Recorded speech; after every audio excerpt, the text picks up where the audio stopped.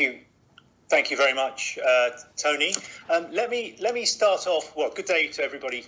First of all, let me start off by looking at the current situation in the air cargo business, and in particular, compare it to the experience that we've had with the passenger business. Because, as you can see here, the passenger business in the airline industry has been absolutely decimated by COVID-19.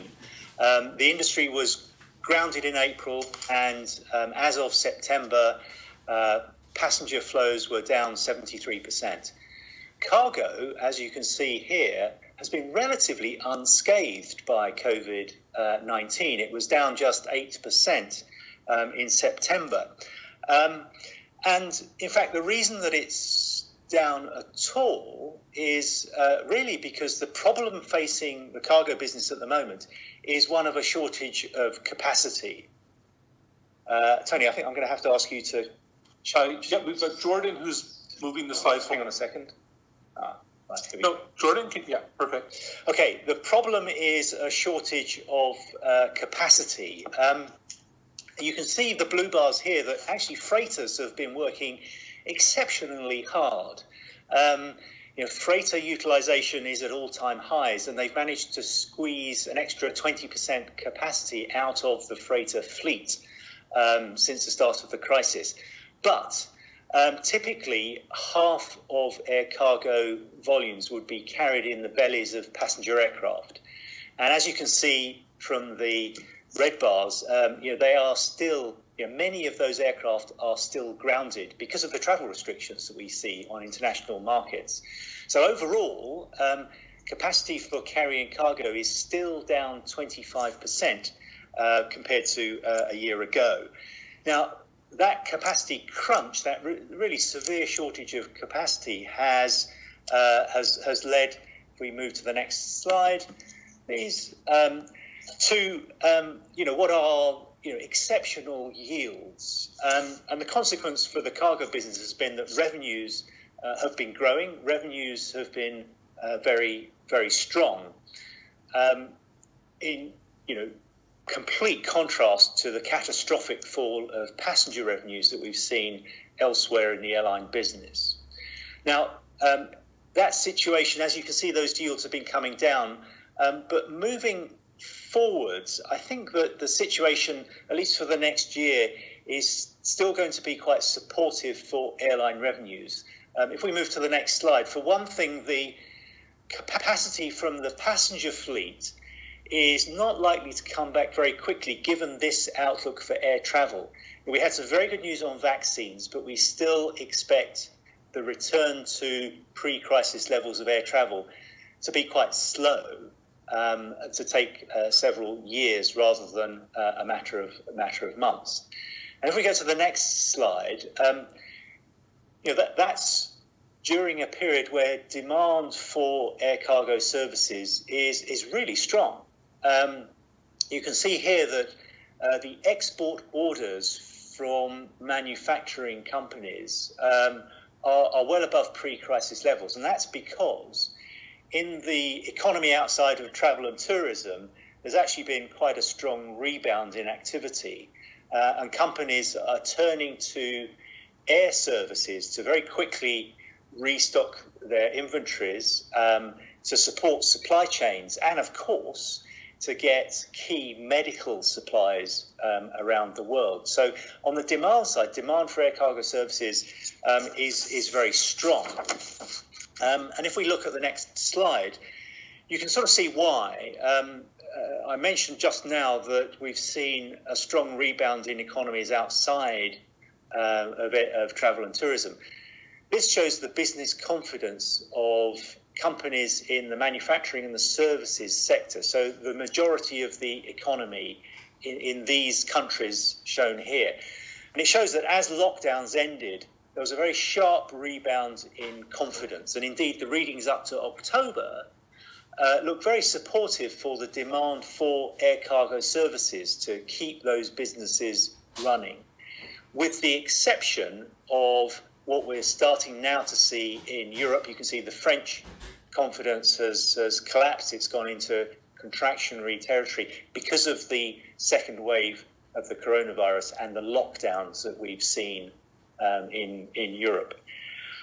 But demand effectively is still robust in most parts of the world for air cargo. And if we move to the next slide, but that hasn't benefited all trade lanes equally. As we can see, the North Pacific trade lane area has sort of hardly been hit by the coronavirus. It's the route area where there are most freighters deployed. Typically, you'd see 90% of cargo on that trade lane carried by freighters. And I think it's this capacity issue that's driving a lot of this divergence.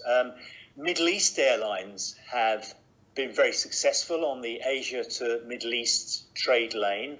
And they, I think, have deployed a lot of their capacity to serve cargo markets. But other route areas, particularly the within Asia markets, which have typically relied on capacity in the bellies of wide-body passenger aircraft, have not been able to see a significant recovery as yet. So if we move to the next slide, what are the prospects like? Because the world outside of travel and tourism is starting to expand.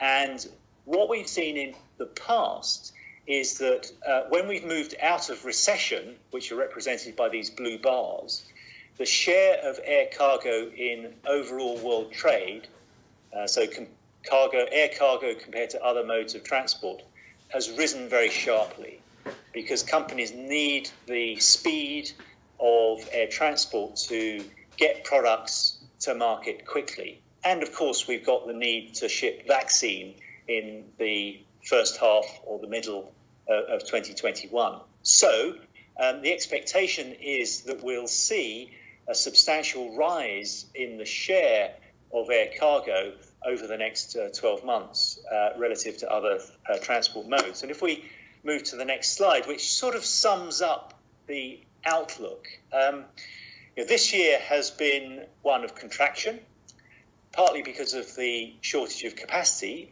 We've seen cargo volumes down 11-12% in terms of ton kilometres flown.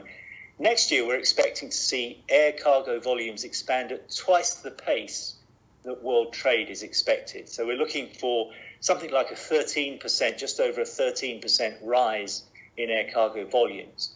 And this has been particularly important for airlines, not just the all-cargo carriers, but cargo has become a much more important business for many airlines because revenues have been strong relative to collapsing passenger revenues. So cargo revenues as a share of total airline revenues back in the pre-crisis year of 2019 were 12% of total airline revenues across the industry. This year and next, they're going to average 1/3 of airline revenues. They are important to generate cash on many long-haul routes, and they're certainly going to be an important source of revenues into 2021. Unfortunately, for most airlines, not sufficient to offset what is the catastrophic fall of passenger revenues. Thank you. Great, thanks very much, Brian. We will take questions, but they'll come at the end of the two presentations. So right now what I'll do is I'll hand over to my colleague, Glyn Hughes, again, our global head of cargo, and he'll take you through the main agenda that we have for cargo priorities over the next period. So Glyn, over to you. Excellent. Thank you very much, Tony. Can I have the next slide, please? I'm going to tackle two particular topics with you today. First of all, I'm going to look at how the industry has been preparing to support the COVID-19 vaccine global distribution that's become obviously quite evident and quite important in the last few days. But secondly, I'm then going to focus on e-commerce, which is an area which has benefited from accelerated adoption, particularly during the, as it were, the COVID economy caused by the pandemic and national lockdowns. Next slide, please. When it comes to vaccine preparedness, the air cargo industry has actually been preparing for this probably for about the last 4 or 5 months, as it was an inevitability that sooner or later a vaccine would be produced. But industry expertise has actually been built up over the last several decades. Each year, more and more, the air cargo industry has been transporting vaccines around the world to support UNICEF, the Gavi Institute, and other international humanitarian and aid agencies as they engage in planned vaccination programs. But the question the industry's had to face is, are we scaled up enough to carry the volumes which are anticipated for COVID-19? Particularly when you consider that the vaccine will need to be transported to over 200 countries and territories in all corners of the globe, as it were. So the industry has been focusing on the infrastructure, and the key considerations really start by looking at the facilities. The facilities are actually crucial because, as we all know, the vaccines will require different conditions upon which they are transported. We have the conventional supply chain, which is where the vaccine is transported in what we would say is a traditional fashion, which is +2 to +8 degrees Celsius. We then have the ultra-cold chain, such as the Pfizer vaccine, which needs to be transported perhaps as cold as -80 degrees Celsius. So it's critical that the industry and all its supply chain partners can identify what facilities exist today and what facilities will need to be implemented in order to support the vaccine transportation. It's also critical that we work with the border management agencies because the vaccine needs to be moving through the supply chain as quickly as possible with minimal holdups, and therefore there needs to be international and bilateral recognition of approvals and therefore fast-track processes where they can be applied. The integrity part of the supply chain is critical. As we've said, every vial or every dose of vaccine ultimately is there designed to protect a member of the global society. So it is critical that there are no temperature incursions throughout the journey. And that, of course, extends prior to the aviation sector and post the aviation sector. So it's critical that there is international collaboration between all of the national governments and all of those agencies and partners involved in the transportation. Security is something that's also absolutely critical here. It's absolutely imperative that there can be no tampering with the vaccines as they move around the world, to make sure that there are no counterfeit issues, and to make sure there are no issues where people deliberately attempt, as it were, to apply unlawful interference to disrupt the planned distribution and disbursement of vaccines to the national communities again. And of course, as already been spoken by Brian very eloquently, capacity continues to be one of the challenges which the industry will need to be focused on. Because, of course, vaccines traditionally move in the bellies of passenger aircraft as well as on pure dedicated freighters. And with such a dramatic grounding of the passenger fleet, it's critical then that the industry can supplement that lost capacity with, as it were, mobilized passenger aircraft. As we heard earlier, there were about 2,500 mobilized passenger aircraft during the pandemic to move this cargo around the world that's been so heavily in demand. But much more will be needed depending on how quickly the vaccines can be produced and the speed they enter the supply chain. Next slide, please. So what IATA has done is we've put together a guidance document. We did so in collaboration with the World Health Organization, with UNICEF, with the Gavi Institute, who is obviously working with a number of agencies through the COVAX facility, including inputs from the WCO, the WTO, the World Food Programme, and other international bodies and trade partners to ensure that all of the considerations could be identified so that, again, we can have the least risk to the commodity, the very sensitive commodity, as it's moved through the system. A second area that IATA has done is it's launched what we call a industry platform, OneSource, which will be a way that the industry and all the partners that are actually wanting to procure and move the vaccine can identify what the capabilities are that exist both within the aviation sector and with its immediate partners in terms of airports, ground handlers, and freight forwarders. And this is something, again, designed to ensure that that open collaboration and communication can minimize risk of product failure. And the key aspect is really collaboratively work to plan, to prepare in order to perform. Next slide, please. So moving on to e-commerce. It's been estimated there will be over 2 billion people shopping online this year, as we know that the stay-at-home economy has basically been thriving as many countries have gone into lockdown. 2 more clicks. I think there's 2 more build-ups, please. Thank you. And when you consider that 80% of all e-commerce that moves across the border goes via air, that again places a considerable extra demand on that quite short supplied capacity that Brian talked about earlier. And just by way of comparison, for the first month of lockdown, which was in March of this year, we saw a 74% increase in average transactional volumes year over year, again showing how consumer behavior has very much shifted from in-store to online. Next slide, please. And again, when you look at the types of commodities that are actually being purchased, we also see an evolution here that's very much generated by the COVID economy or the stay-at-home economy, with such a dramatic increase in things like disposable gloves and other PPE, which is collectively in there, where people have been obviously ordering those and flying those by air, which is something which traditionally would not occur, and a number of other products that have increased in the demand basically to support, as it were, that national lockdown situation. Conversely, we've seen a reduction of what one would consider traditional travel-based products, as well as it were, collective group-based activities, with obviously a significant reduction in suitcase purchases, cameras, and sadly, bridal and formal wear, as a number of weddings and other social and other celebratory gatherings have actually been deferred. Next slide, please. But there are considerable challenges that the industry has to tackle in order to maximize the full benefits that are presented with the evolution and move towards greater e-commerce going forward. First of all, the demands from the consumer are greater. Traditionally, air cargo was a business-to-business type of environment, but e-commerce is creating a business-to-consumer direct environment. So therefore, there needs to be a much greater focus on customer interaction and transparency.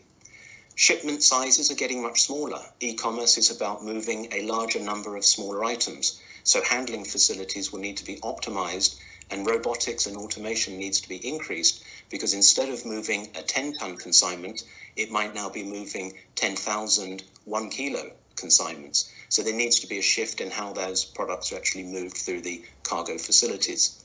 As mentioned, the transparency and predictability also needs to be focused on as people become much more determinant in terms of, I have ordered something, I want to see it on a given day, that's when it's been promised to me. So the industry has to focus on the predictability aspect. And of course, we need to improve border management so that that experience can be seamless and digital. And lastly, and one should never forget the continual focus that this industry places on safety and security, particularly when it comes to things like lithium batteries. And we know there is a very large demand for people purchasing electronic equipment online. Some of those will come with additional and spare batteries. And the industry continually focuses on, and we've spoken about this for a number of years, about the need for governments to continually clamp down on counterfeit lithium batteries. These are not just placing the supply chain parties at risk from a safety perspective, but also consumers. And the COVID economy has not slowed down our focus and continued making governments aware of the fact that that is an aspect that needs to continually be of top priority. And again, for security, the industry is ever vigilant to make sure that the supply chain is continually protected. Next slide, please. And I think that's my section finished. Great. Thanks very much, Glyn. And I guess I should point out and congratulate Glyn on his appointment as Director General of the International Air Cargo Association. This will be one of Glyn's last public appearances on behalf of IATA. So a big thank you to Glyn for all of his leadership, and I'm sure that we'll be working with him as we move forward in his new capacity.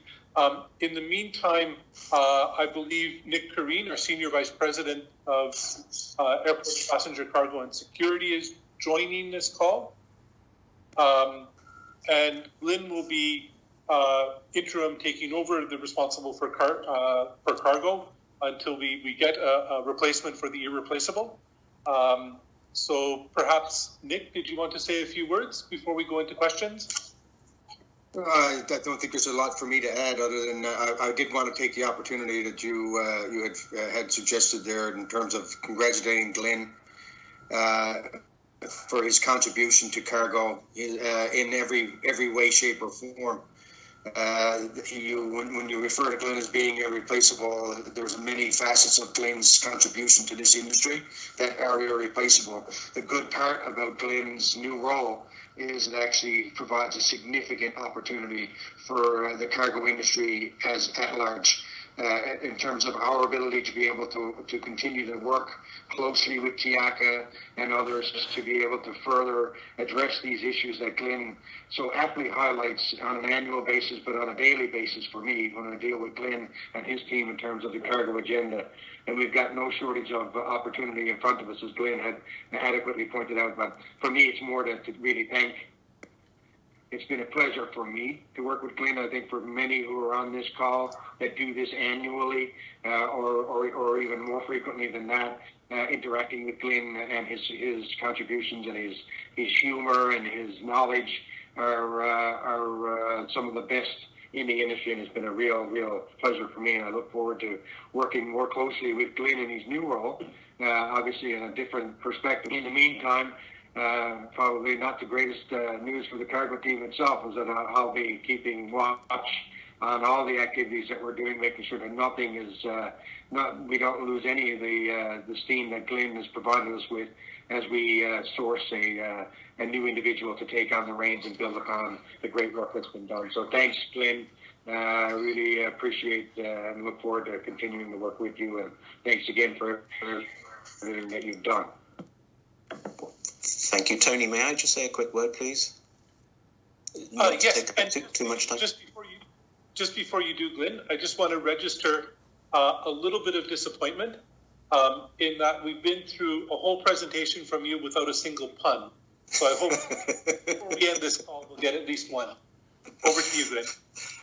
Such a challenge. Thank you, Tony. I just actually wanted to say, first of all, please, can you confirm to me that this is recorded? Because my kids will never believe that you two have said such nice things about me. I just want to show them the evidence. But thank you very much for those very kind words from both of you and from the industry at large. I just wanted to take 10 seconds to thank the media.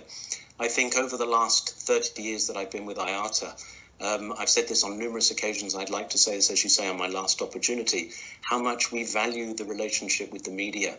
What you write about is what's critical for your readers, and therefore it's critical for us. And personally, I've always gained so much guidance from what you feel is important topics, because that's an insight to what the world feels are important topics. So I've really valued and appreciated this very open, sometimes challenging relationship we've had with the media, but always productive.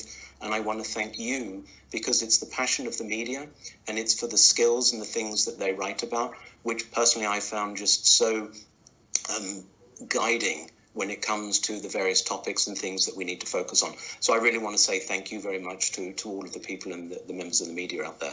Sorry to take up that time, Tony. No, super. Thanks a lot, Glyn.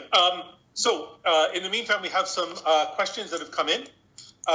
So we'll get into those. The first question asks about vaccine transport and security. And the question is basically, has there been an assessment made of the security risk relative to the transport of vaccines, particularly with respect to sabotage or hijack, and the potential cost of addressing that? That is a very good question, and in fact it's one that ICAO have been tackling as well through the AVSEC group. As you know, some of the vaccines will actually be transported with dry ice in them, which makes it quite difficult in terms of X-ray.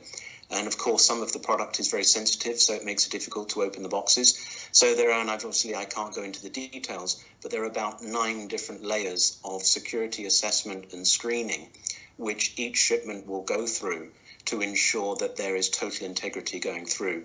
There will also be quite an extensive use of data sensors, and people are looking at blockchain and other aspects to, again, secure the integrity throughout the entire journey.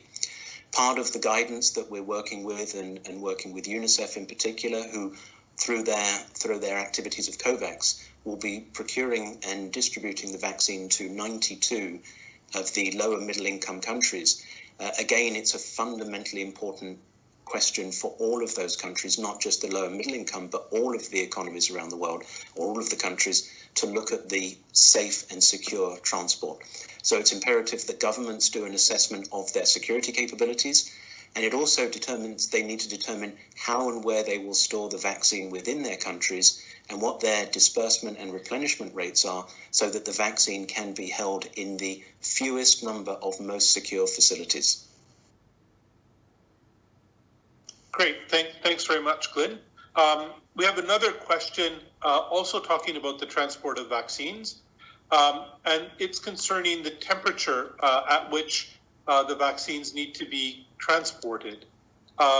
Is the industry capable of managing the ultra-cold temperatures that are required for at least one of the vaccines? And if that requires dry ice, is that possible, or is that are there issues around the use of dry ice and the transport of vaccines? Right, again, two very good questions. First of all, I'll tackle the dry ice one first. Yes, dry ice is a dangerous good. It is a restricted article. So the quantities that can be transported on aircraft are subject to carrier policy. There is guidance that's published by their manufacturers in terms of, as it were, the depletion rate of that dry ice, which then forms CO2. And there are very much controls in place to ensure that there can be no, as it were, interference with cabin air through CO2 that can deplete from dry ice. So number one, there is controlled elements, and each carrier has established a safety risk assessment to determine what it is safe to transport on its aircraft. The second aspect, which is the industry capable of moving the ultra-cold chain? The answer is yes, absolutely. The Pfizer vaccine, which is the first one that was launched with the need for ultra-cold chain, is quite an interesting vaccine in the sense that the packaging that Pfizer will be using includes a number of internal thermal aspects, polystyrene, as well as internal dry ice coolants in what they were calling an esky. So it's actually a self-contained sealed unit, which keeps the temperature range safe within it. So the actual movement of that is actually a little bit easier because the outside of the box has to be maintained in a plus 15 to plus 25 range. So it's actually interesting, and this is why it's critical that the airlines or the aviation industry, together with its partners, works very closely with each pharma manufacturer who will publish the transportation guidelines specific to its vaccine. Other vaccines that require the ultra-cold chain will basically be moving in a free-flowing environment where the airlines will be relying on the ultra-cold chain facilities that do exist at many airports. IATA has been running a program called CEIV for the last 5 years, which is a Center of Excellence for Independent Validation, particularly for the pharma area, where people can have their facilities independently validated, and that includes ultra-cold chain as well as cool chain. And this is the reason why we're working with all of the humanitarian agencies to identify where the actual facilities exist, which are capable for moving each of the various vaccines. But forgive me for belaboring the point, but the critical aspect is for each country to determine what its in-country logistics capabilities are and its in-country storage capabilities are, because that will determine its ability to process and utilize the various vaccines. They will then calculate their flow-through rate, their disbursement rate, and that can then translate into the requirements from the supply chain. Great, thanks, Glyn. I have a question maybe for Brian, which talks again about vaccines, but how much does the transport of vaccine in 2021 have an impact on the profitability of the air cargo industry next year? I'm not sure that that's a major factor. I think one of the things that we've seen throughout the COVID crisis is how important air cargo is to the global economy and global society. You know, not just from transporting essential medical equipment, and obviously the vaccine is going to be one of those essential supplies next year, but the modern economy today, it depends on rapid transport links between to maintain the supply chains. And we, with the move towards e-commerce, there's yet another source where we do need to see these rapid air transport links. So, the pharmaceuticals, the distribution of the vaccine will be an important role for air cargo next year. I'm not sure that is going to be a key factor in driving profitability. That's been more driven by actually the relative lack of capacity that we've had in supporting global supply chains. Okay, thanks, Brian. Actually, your reference to capacity leads into another question that we have, where the questioner is asking, do we have the capacity in the system to ship a vaccine globally quickly? Glyn, maybe that's for you. Thank you, Tony. Yeah, in fact, that's very much linked. I was going to comment about the previous question. You can actually look at this reversed. To actually facilitate the effective and most efficient global distribution of a vaccine, the cargo industry needs the passenger networks to be back up and resumed as much as possible, predominantly because of the fact that 50% of air cargo traditionally moves in the bellies of passenger aircraft. So in order to adequately get the vaccine to all of perhaps the less, the less in-demand air cargo-based countries, in other words, that don't have a freighter network going in there today, it's critical to have passenger operations resumed so that capacity can be as broad as possible. Great, thanks very much, Glyn. One last question. We're just about out of time.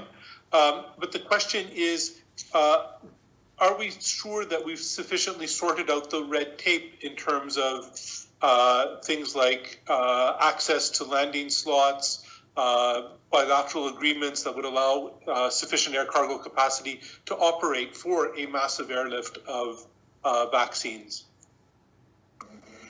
Again, another great question. No, it's something that we continually call upon governments to make sure that they support the vaccine, not just with key in-country facilities, but as well as you saying, is accelerated approvals for ad hoc charters, to make sure something is very basic, to make sure the airport is actually open. If they've closed their airspace for...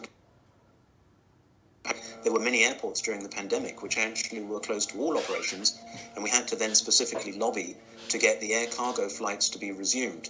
And that also includes making sure that adequate staff are considered, as it were, frontline key workers to make sure they can be there to load and unload and process the cargo through the border. Super. Thanks very much, Glyn. That takes us just about to 4 o'clock here in Geneva, so that's the scheduled end for this particular briefing.